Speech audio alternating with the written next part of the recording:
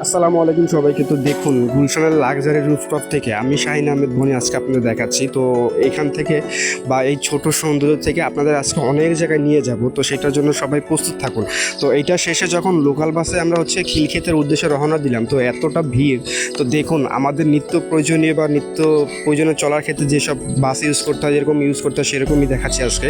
তো যখন খিলক্ষেতে এসে পৌঁছালাম, তো দেখুন কত সুন্দর বইয়ের রাজ্যে বা বইয়ের মহড়ায় চলে আসছি আমরা। বা আমিও এখান থেকে অনেক বই কিনেছি, তো আমার কাছে জায়গাটা খুব পছন্দ। তো চেষ্টা করলাম যে আজকে আপনাদের সবাইকে একটু একটু করে দেখাই। তো এটা শেষ করে যখন পুরান ঢাকায় চকবাজারে ঢুকলাম, তো চকবাজার ঢোকার পরে পুরনো স্মৃতিগুলো সব চোখে ভেসে পড়লো।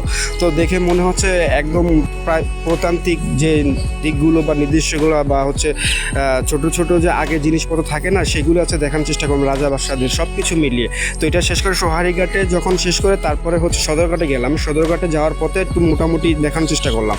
দেখানোর চেষ্টার পরে যেটার মূল উদ্দেশ্য টার্গেট ছিল সেটা হচ্ছে রাজবাড়ি, পুরান ঢাকার রাজবাড়িগুলো দেখানোর চেষ্টা করলাম। তো দেখুন কতটা সুন্দর এবং নিরিবিলি, নির্ঝর, কত পুরনো বাড়ি, তাই না? মনে হচ্ছে দেওয়ালগুলো ঘষে ঘষে পড়বে এবং খুব রাজাদের বাড়ি। এখনও কত যে সুন্দর ডিজাইন বা কত সুন্দর স্ট্রাকচার করে দাঁড়িয়ে আছে, এটা দেখতে ভালোই লাগে।